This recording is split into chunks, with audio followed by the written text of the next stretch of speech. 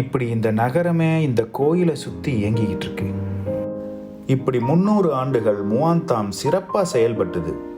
கெமூர் பேரரசோட வீழ்ச்சி 13ஆம் நூற்றாண்டில் தொடங்குச்சு.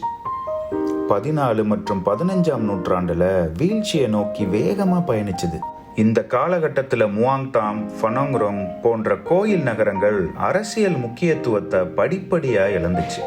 இதுக்கு முக்கியமான காரணம் அரச அதிகாரம் பலவீனம் அடைஞ்சது.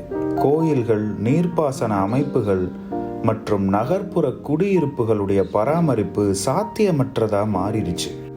வர்த்தகம் மற்றும் புனித யாத்திரை வழிகள் அங்கோர் போன்ற பிற இடங்களுக்கு மாறிச்சு. உள்ளூர் மக்கள் இங்கிருந்து கொஞ்சம் கொஞ்சமாக இடம்பெயர்ந்தாங்க. இந்த இடம் வெறிச்சோடி இயற்கைக்கு பலியாக தொடங்குச்சு. 13ஆம் நூற்றாண்டுக்கு அப்புறம் கிட்டத்தட்ட 600 ஆண்டுகளுக்கு மேலே இங்கே யாருமே வாழலை.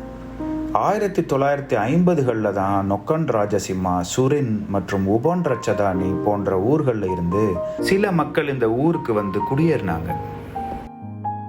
1901 ஐமானியருங்கிற பிரெஞ்சு தொல்லியல் அறிஞர் தான் இந்த இடத்துல முத ஆய்வு செஞ்சு ஒரு புத்தகமாக வெளியிட்டார். இதன் மூலமாக தான் இந்த கோயில் வெளி உலகத்துக்கு தெரிய வந்துச்சு. இதுக்கப்புறம் காட்டுப்பகுதியில் சிதலமடைஞ்சு இருந்த இந்த கோயிலை பல கட்ட சீரமைப்புக்கு பின்னர் 1997 தாய்லாந்து அரசாங்கம் இன்னைக்கு இருக்கிற இந்த நிலைக்கு இந்த கோயிலை மீட்டெடுத்துச்சு. 4 பக்கமும் வாசல்கள் கொண்ட இந்த கோயிலில் நான் கிழக்கு வாசல் வழியாக தான் நுழைஞ்சேன். இந்த வாசல் நேராக சன்னதியை நோக்கி இருக்கு. இந்த வாசலோட முகப்புல கலைநயத்தோட கெமூர் பாணியில காளிங்க நர்தன கிருஷ்ணரை காட்டுது. அங்கிருந்து உள்ள வந்ததும் 2 பக்கமும் குளத்தோட கூடிய வெளிப்பிரகாரம் ரொம்பவே அழகா தோற்றமளிக்குதுங்க. இந்த குளத்தை நாகங்கள் பாதுகாக்கிறது போல சுற்றுச்சுவர் அமைச்சிருக்காங்க. அந்த காலத்திலேயே எப்படி ஒரு அற்புதமான கட்டிட வடிவமைப்பு! 4 புறங்கள்லையும் வாசல்கள் கொண்ட 2 அடுக்கு சுற்றுச்சுவர். அதுக்கு நடுவில் பிரகாரத்தில் ஆங்கில எழுத்து எல் வடிவத்தில் 4 குளங்கள். ஏறக்குறைய 1000 ஆண்டுகளுக்கு முன்னாடியே இப்படி ஒரு அருமையான வடிவமைப்பை செஞ்சிருக்காங்க.